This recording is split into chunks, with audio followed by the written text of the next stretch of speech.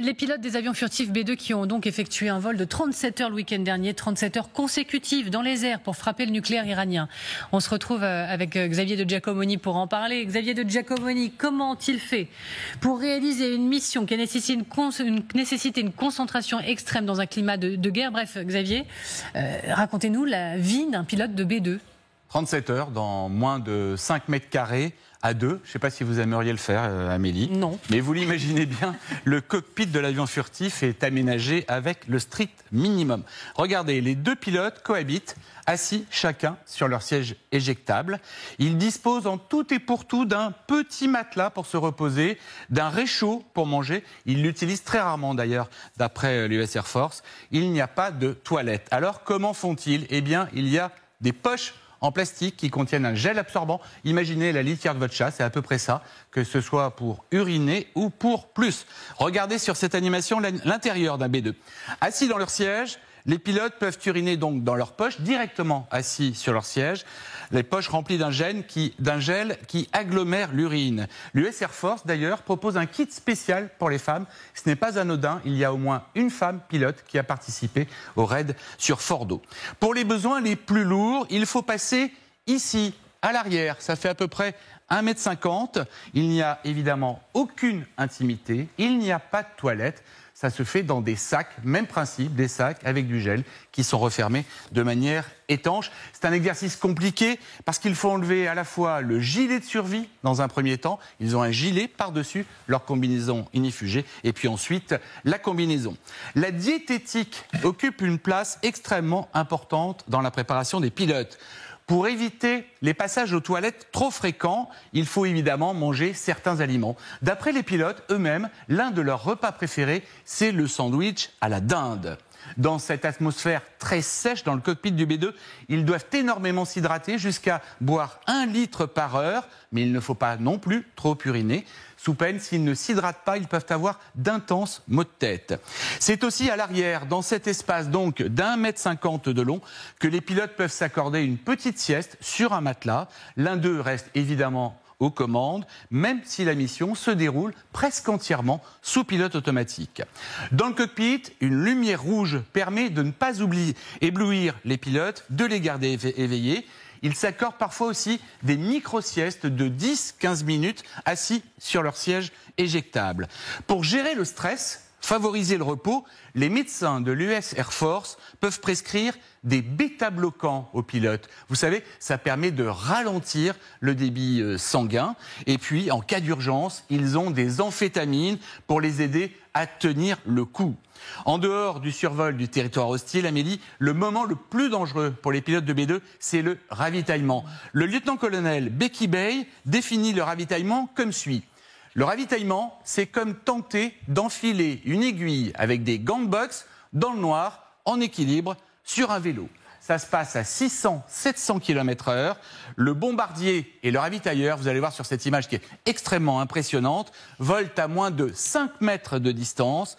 La moindre turbulence ou erreur de pilotage peut provoquer une collision catastrophique. En mode furtif, la procédure est entièrement manuelle, sans contact radio. Seuls des feux sur le ravitailleur indiquent au pilote la bonne position. Pendant plus de 20 minutes, le stress est maximum. L'autre moment clé, évidemment, c'est le largage des bombes. Après appui sur le bouton de largage, les trappes que vous voyez là restent ouvertes à peine quelques secondes pour ne pas briser la furtivité de l'avion. Le B2 s'allège de 25 tonnes d'un seul coup, mais les assistances de vol corrigent immédiatement l'assiette. Les pilotes ne ressentent quasiment rien, à part évidemment une énorme montée d'adrénaline. Ils viennent de lancer 27 tonnes de bombes au sol. Là, c'était sur l'Iran. Après, l'ambiance redescend dans le cockpit. Les pilotes entament le vol retour vers leur base du Missouri. Ils y atterrissent. Les 7 avions sont rentrés sans aucun encombre. Mais Amélie, tout n'est pas toujours aussi simple. Regardez, l'un des B2, envoyé vers Guam, vous vous souvenez, pour servir de leurre, a dû faire un atterrissage d'urgence à Hawaï. Victime d'une défaillance mécanique, il est toujours, à l'heure qu'il est, stationné sur l'aéroport international d'Honolulu. Merci infiniment Xavier de Giacomoni, merci beaucoup. Vous le savez, c'est parfois par les petites histoires qu'on raconte la grande, et pour certains, ce qui s'écrit là, c'est la puissance américaine. On va en reparler dans un instant. Mais d'abord, nous sommes en direct avec Bertrand Villemer. Bonjour et merci beaucoup d'être avec nous, Bertrand Villemer. Vous êtes expert aéronautique et ancien pilote de chasse. Alors j'ai encore plein de questions en ce qui me concerne. Par exemple, comment s'effectue l'entraînement en amont de ces pilotes pour ces missions si exceptionnelles ? Ils ont des missions d'entraînement qui correspondent au programme nucléaire, parce que le B2 est d'abord un avion furtif dont la principale mission est la mission nucléaire. Donc la façon dont ils s'entraînent, c'est pas quelque chose qu'on trouve dans la presse, mais j'imagine qu'ils s'entraînent comme tous les pilotes, c'est-à-dire qu'ils ont probablement un avion de substitution pour pouvoir garder l'essence aéronautique, et après c'est la connaissance du système, donc ça doit être beaucoup de simulateurs. Et l'autre question qui occupe beaucoup, là on voit que ça fait pas mal réagir, c'est la question des amphétamines. Pour tenir le rythme, les pilotes bénéficient d'un petit soutien chimique. Est-ce que c'est en effet une pratique courante, par exemple, chez les pilotes français, lors de missions de cette nature ?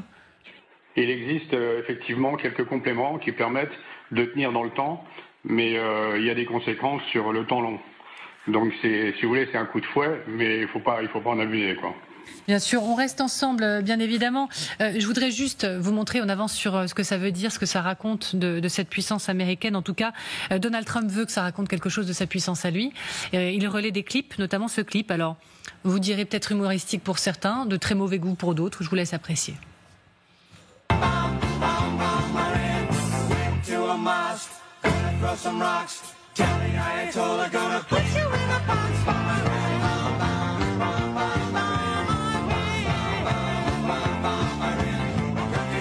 Alors Bertrand Villemer, sur cette musique entraînante, le bombardier américain B-2 est-il, allez j'utilise les grandes expressions, mais l'arme fatale de l'US Air Force désormais ?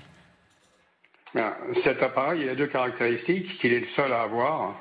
C'est un appareil qui résulte de programmes de recherche et développement de plus de 40 ans sur la furtivité. Donc c'est un appareil qui n'est pas complètement furtif, mais comme l'expression la consacre, il a une signature radar et une signature Doppler, je ne vais pas rentrer dans le détail, qui est extrêmement faible. Ça, c'est la première caractéristique. La deuxième caractéristique, c'est sa masse. C'est un appareil qui est plus lourd qu'un A320. Donc, c'est un appareil qui emporte 70 tonnes de pétrole, qui peut rester 6 heures en l'air, et qui peut emporter 27 tonnes de bombes. Enfin, 2 fois 13 tonnes 6 concernant la BGU 57. Donc, ces deux caractéristiques en font un appareil unique. Alors, il peut être ravitaillé en vol, puisque, comme vous le savez, l'attaque s'est faite avec 7 appareils qui sont partis de la même base dans le Missouri vers l'est, et 7 appareils qui sont partis de la même base dans le Missouri vers l'ouest. Il y en a une, c'était de la diversion, celle qui est passée par l'île de Guam, et l'autre, c'était la véritable mission. Donc, il y a eu 14 appareils engagés, ce qui correspond à 60% du parc des B2 de l'armée de l'air américaine.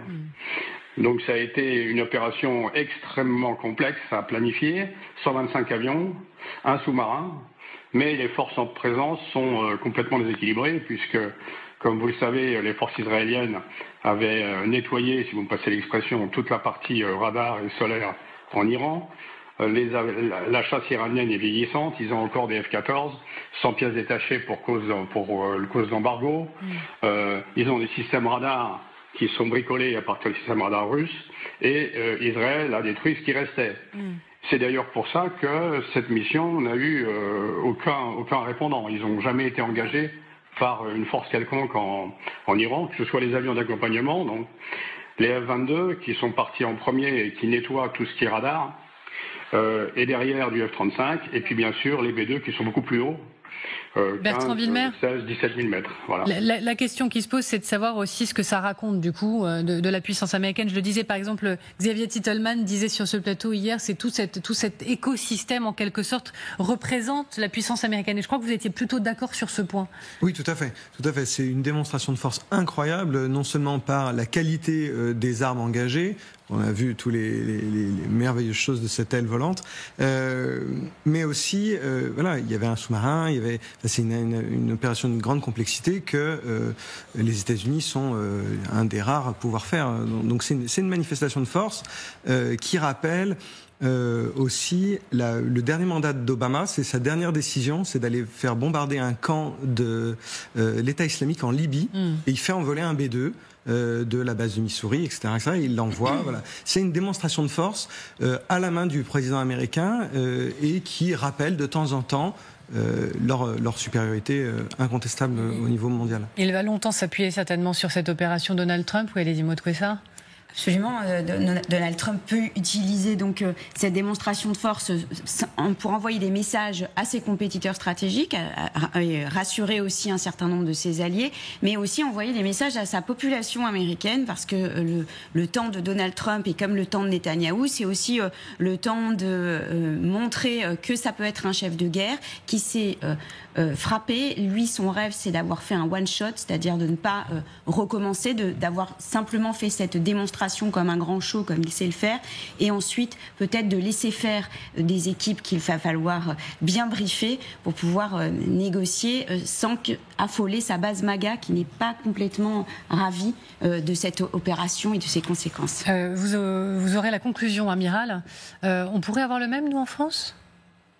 Non.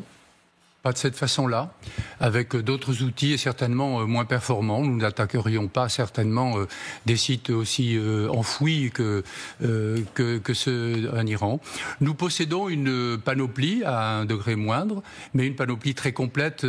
Et quand vous disiez, est-ce que cet outil est l'outil le plus performant, enfin le plus important de l'armée américaine, je vous dirais que non, parce qu'ils ont tout. Ils ont tout, ils ont les sous-marins nucléaires d'attaque, ils ont les bombardiers B-52, ils ont absolument tout, les forces de projection, etc. Nous avons à peu près tout, mais à un degré infiniment plus bas. Et donc, nous avons la connaissance, la capacité, jusqu'à un certain point, en tout cas certainement pas celle de faire plier un pays à des milliers de kilomètres de chez nous par une seule opération qui est tellement représentative de Trump pour sa base, c'est-à-dire costaud, fort, puissant, grande gueule et résultat assuré.